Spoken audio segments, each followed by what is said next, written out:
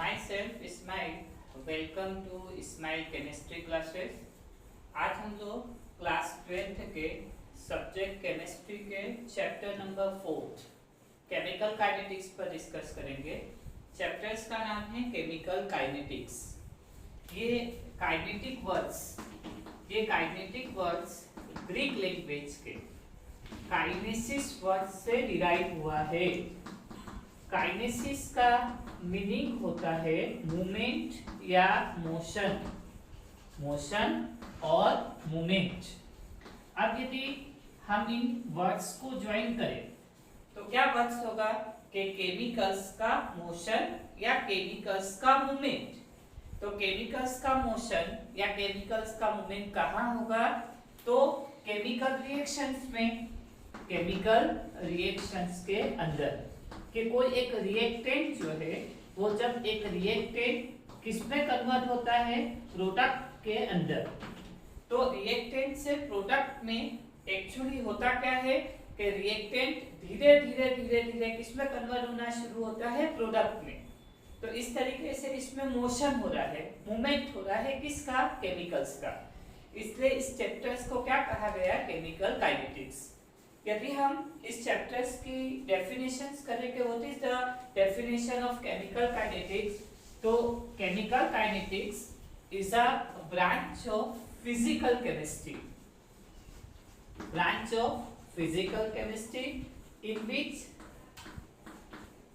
in which study about the rate of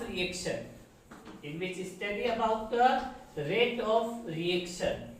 Second thing, it is called factor affecting of rate of reaction.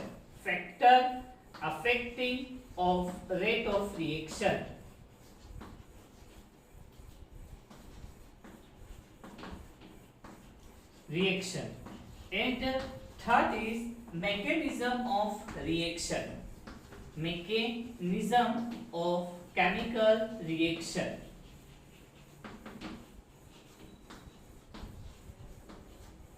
First, rate of reaction, factor affecting of rate of reaction, and third is a mechanism of chemical reaction.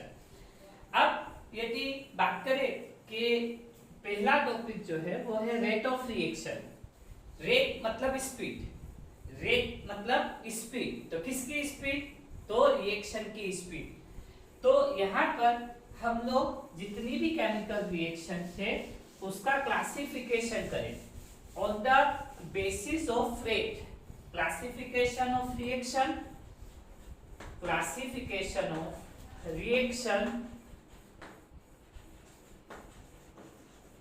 on the basis of rate means speed.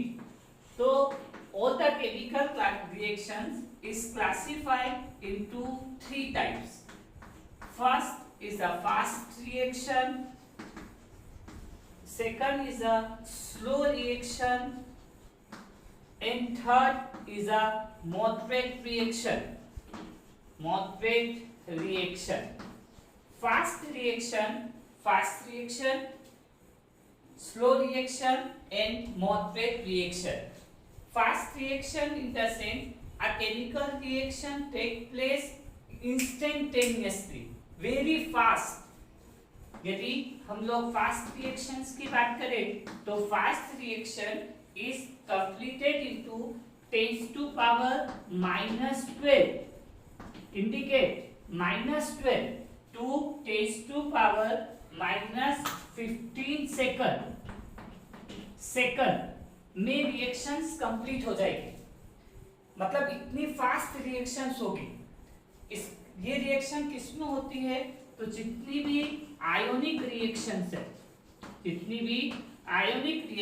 है, this all the reaction is the example of the fast reaction. For example, AgNO3 silver nitrate is react with NaCl, sodium chloride aqueous. So it's a form AgCl plus NaNO3 sodium nitrate. This is an example of fast reaction.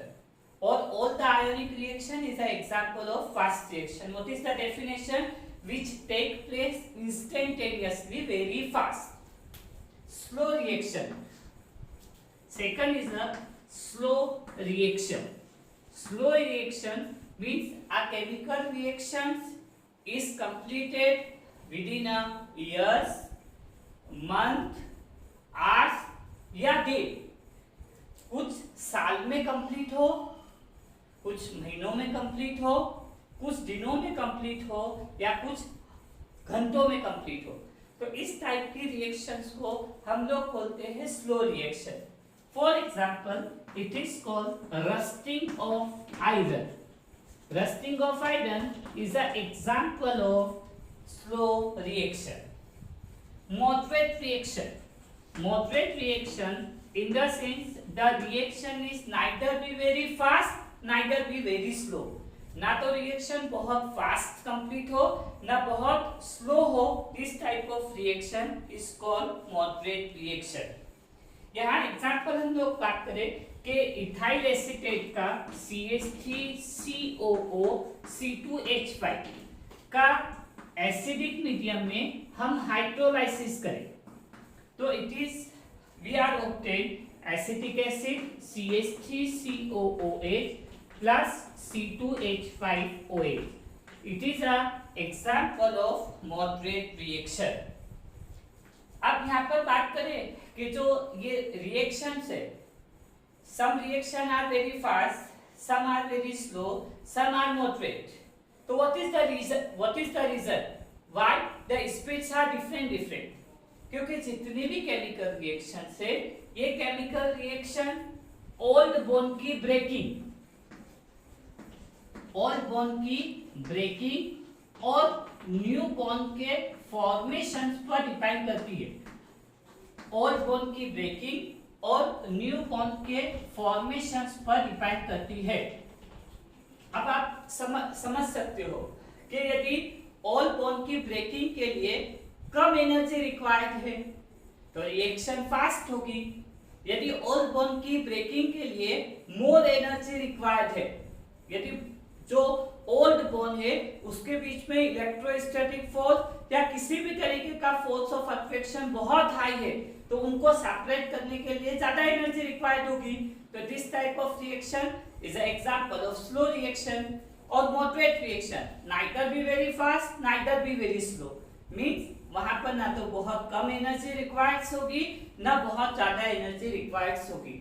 तो on the basis of this के जितनी भी chemical reactions है उनका rate difference क्यों होता है? क्योंकि वहां पर डिपेंड करता है ओल्ड बॉन्ड की ब्रेकिंग और न्यू बॉन्ड के फॉर्मेशंस पर डिपेंड करता है. It is a reason to a different speed of a chemical reaction. The topic is rate of reaction. तो rate of reaction, rate means speed. किसकी speed? तो reactions की speed. जिस तरीके से कोई एक व्हीकल्स की स्पीड को मेजर करना है तो हम किस तरीके से मेजर करते हैं कि डिस्टेंस ट्रेवल पर यूनिट टाइम, उस तरीके से किसी केमिकल रिएक्शंस की स्पीड हमको फाइंड आउट करनी है. तो कैसे फाइंड आउट करेंगे कि कोई एक रिएक्टेंट है, ये रिएक्टेंट किसमें कन्वर्ट होगा? प्रोडक्ट में.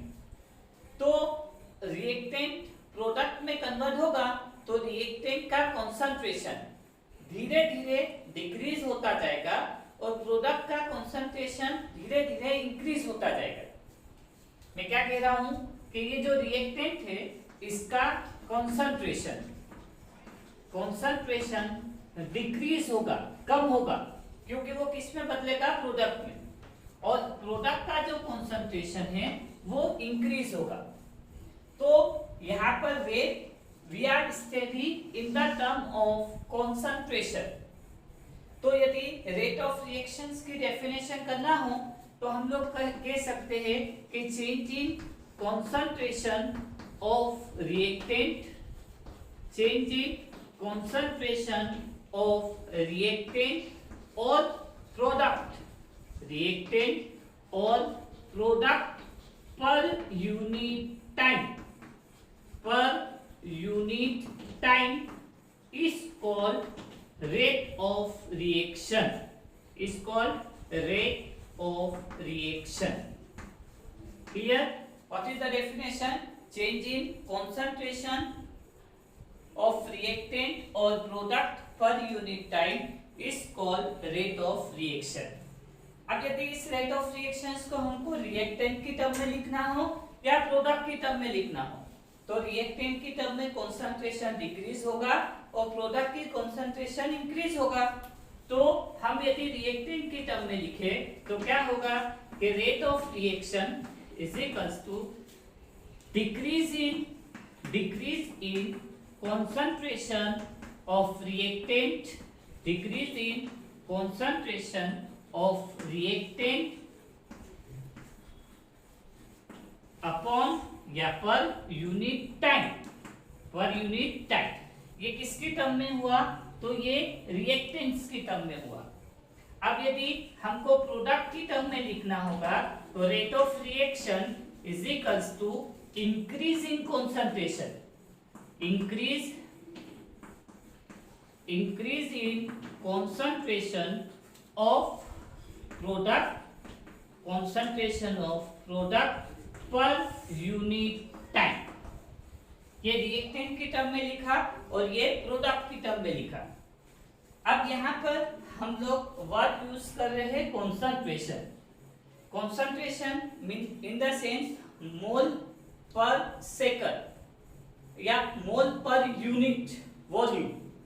तो concentration is term in the term of molar concentration, और जब भी मोलार कंसंट्रेशन वर्ड यूज होता है वो रिएक्टेंट हो या प्रोडक्ट हो, it is always be encloses in a square bracket.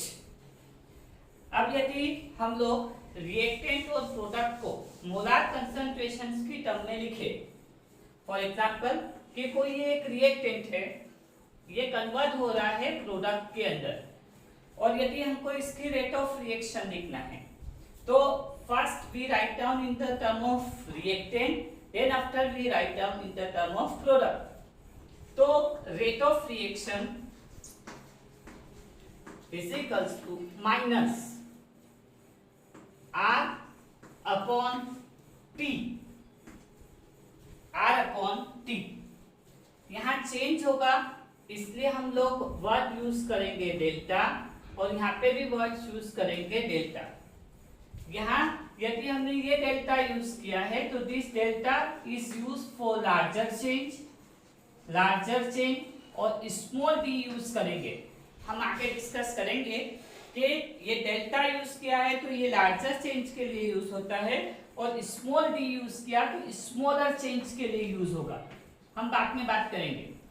और square bracket is denoted to the term of molar concentration in T for time, ये रिएक्टेंट की टर्म में। अब यदि प्रोडक्ट की टर्म में करें तो rate of reaction is equals to change in product per unit time. अब आप लोग कहोगे कि सर यहाँ आपने माइनस शो किया, यहाँ पर आपने प्लस शो किया, तो क्या रेट ऑफ रिएक्शन पॉजिटिव या नेगेटिव भी हो सकती है? तो एक बात ध्यान से सुन लो कि rate of reaction is always be positive, it's never be negative. Rate of reaction हमेशा पॉजिटिव होगी, कभी भी नेगेटिव नहीं होगी। तो यहाँ पर ये जो माइनस साइन है या प्लस साइन है, ये किस चीज को इंडिकेट करता है कि नेगेटिव साइन कंसंट्रेशन का डिक्रीज होना या पॉजिटिव साइन कंसंट्रेशन का इंक्रीज होना इंडिकेट करता है। दोबारा रिपीट करता हूं कि रेट ऑफ रिएक्शंस कभी भी नेगेटिव नहीं होगी, rate of reaction is always be positive, मगर यहाँ पर ये नेगेटिव साइन या पॉजिटिव साइन, नेगेटिव साइन जो है वो कंसंट्रेशन का डिक्रीज होना शो करेगा, जबकि पॉजिटिव साइन कंसंट्रेशन का इंक्रीज होना शो करेगा। But rate of reaction is always be positive. Sign का सिग्निफिकेशन बहुत इंपॉर्टेंट है। यदि आपने नेगेटिव लिखा है तो वो रिएक्टेंट को शो करेगा, और यदि आपने प्लस लिखा है तो वो प्रोडक्ट को शो करेगा। अब यदि हम एक कोई केमिकल रिएक्शंस ले और इसको इस टर्म में रिप्रेजेंट करना शुरू करें, for example PCl5 phosphorus pentachloride, यदि इसको हम हीट करें और ये कन्वर्ट हो PCl3 plus Cl2, PCl3 phosphorus trichloride and chlorine. Sir इसको रेट ऑफ रिएक्शंस की टर्म में लिखिए, तो क्या होगा कि rate of reactions in the term of reactant, तो कैसे होगा, minus del PCl5 upon del T in the term of reactant. और प्रोडक्ट की टर्म में लिखना है तो rate of reaction is equals to change in PCl3 upon del T is equals to del Cl2 upon del T। Clear? तो ये reactant की term में हुआ और ये किसकी टर्म में हुआ, प्रोडक्ट की टर्म में। यदि मोर देन वन रिएक्टेंट और प्रोडक्ट हो तो उसको किस तरीके से इंडिकेट करेंगे, फॉर एग्जांपल कि reactant A is react with B and it's are form C plus D। तो यहाँ कैसे रिप्रेजेंट करेंगे, तो रेट ऑफ